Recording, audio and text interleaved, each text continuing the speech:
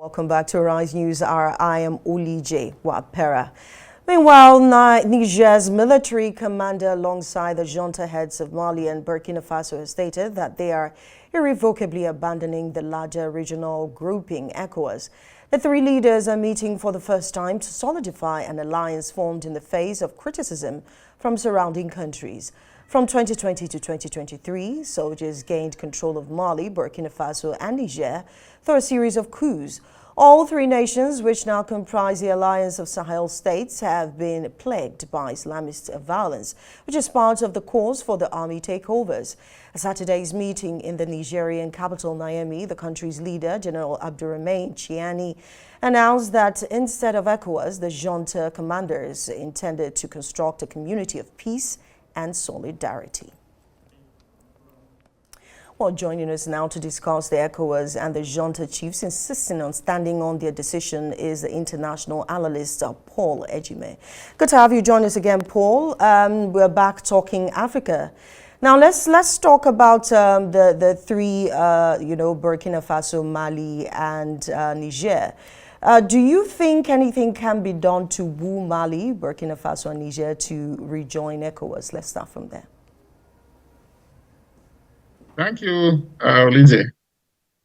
Yes, I think both sides, they need each other. And actually, I think they need ECOWAS more than ECOWAS needs them. And I think beyond this public show of popularity, reality we done on them that the military is not wired to govern. They may be seeing this initial, crowds following them, but we've seen it. It's deja vu, like we say. We've seen it before. The region has seen it before.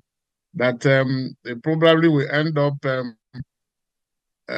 wasting their goodwill because remember, in so many places, transition programs had gone on for so many years, and eventually it ended up with going for democracy. And the military rule is not it's an aberration. It's not in fashion now. The world has no patience for it.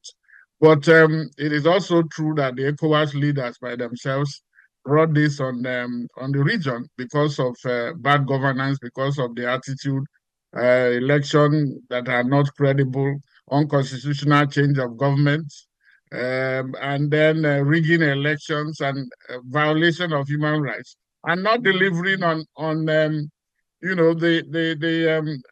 benefits of democracy. So I think they are on an adventure that is likely going to, because at the end of the day, I don't think the three countries will continue to remain under military regime. And so when will they come back? ECOWAS on its own will also have to recalibrate its conflict management strategies where it has made mistakes. For instance, in trying to go to Niger to go and use military force to restore democracy or constitutional order. These were faulty steps. I think there are, now that they have removed the sanctions, because remember that the junta chief said they were pulling out because ECOWAS has not been empathetic to them. The sanctions were the sanctions are out, and the ECOWAS says they are talking. So they should all go to the table. ECOWAS region, by geography, and then they are connected by linked by poverty, and there are a lot of common issues that they can solve sticking together instead of going individually. So now, let's talk about how this decision by the three has affected their economies. Do you also see other West African countries joining Mali, Niger, and Burkina Faso? That will defeat the whole essence of regional integration. And I haven't seen where, no matter how endowed, how big, you are, Even America cannot stand on its own. America belongs to the American, Association of American States. There is NATO. There is the EU. What is in vogue is for countries to come together. So I am not saying they cannot do that, but if they do, they will realize that there are issues that they cannot carry on their own. For instance, ECOWAS has some, forget that they are making the mistakes. ECOWAS worked for years when it was set up until about a decade ago when they dropped the ball. For instance, there is a free movement. If you take yourself out of free movement of people, goods, and services, and then right to residents and establishment, if you took yourself out of ECOWAS, you are not, the citizens will not enjoy this kind of thing. And there are some regional, what is it called, benefits to it. Some development partners that will prefer to deal with regional organizations as a bloc instead of course, there are bilateral relations, but there are also regional. I think the more the merrier. So whoever is thinking of dismembering ECOWAS will also remember some of those good the advantages. For instance, their citizens are also working in ECOWAS. It means that if and when because ECOWAS protocol says that withdrawal only takes effect after 1 year notice. So for them, maybe they're in a hurry to go, but ECOWAS must have to obey its own laws by waiting until after 1 year. After 1 year, the effect, if they insist, will become very manifest. Their citizens in ECOWAS will go back. Their citizens will require a visa to visit ECOWAS countries. And these are contiguous countries. You know, the fact that they are all within the same region is not by default. And then all you do is to make the best of where you are found and not begin to create. And by the way, there are other organizations. In fact, as sovereign states, they are free. They enjoy the rights of assembly. They can association. They can form their group to further their interests, but not necessarily pulling out of ECOWAS. By the way, there is the UEMA. UEMA are 8 countries that are within ECOWAS. There is Mano River. Mano River are 4 or 5 countries that are within ECOWAS, and so on and so forth. Chad Basin.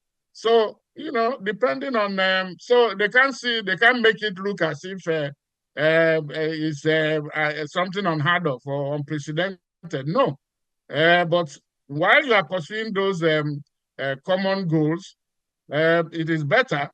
Otherwise, why do we have organizations like the AU? They may not be effective, or the UN, but they also serve their own purposes. So let me just take you back. A few days ago, the idea of using a $2.6 billion to acquire arms to overturn insurgency in the West African sub-region came up. How do you think that will help sort out the issue in the region if, after discussions tomorrow, because of course you know that the ECOWAS heads of states are planning to meet tomorrow in Abuja, Nigeria's capital. And then what is the way forward in all of this? Well, I have just written opinion piece where I talked about this planned standby force, which is said to be used to combat terrorism and unconstitutional change of government. And my argument is that combating terrorism or insecurity, yes, but you cannot use military force to now enforce unconstitutional change of government. And by the way, unconstitutional change of government is not only by the military. Remember that civilians, it is the inability of the civilians to deliver that have created military takeovers. If, of course, there are the military also, there are those who have lust for power or who haven't tasted it, they will not want to go. But in this case, the civilians are giving them the chance. For instance, by doing tenure elongation. And by failing to fight insecurity, by the way, who are the people that are also supposed to fight insecurity? It is the military. And since these countries said they've gone on their own, insecurity has not, the attacks by terrorists or has not ceased. So I think everybody should come to their senses and know that I'm not in support of the $2.6 billion to raise and then go and fight fire or prop up illegitimate government, because you find out that some leaders may now begin to use that to defend themselves against their citizens, and that would defeat the essence of democracy.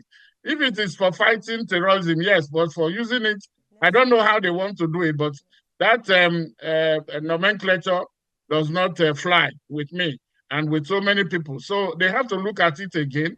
And by the way, where is the 2.6 billion coming from? The countries are poor. They are not even contributing, making their annual payment to the community levy, which ECOWAS is using to do its work. So how, if they're depending on development partners, I think that is another wrong-headed approach to fighting insecurity in the region. They should cut their coats according to the size of their cloths. There are needs, there are other priorities that will require that kind of money instead of using it to go and buy arms, because that is what it is: buy uniforms, ammunition, and then that are not produced in the region to go and fight. So use it. If they have that kind of money, I think they should use it to bring about support some projects that will impact positively on the well-being of the people. All right.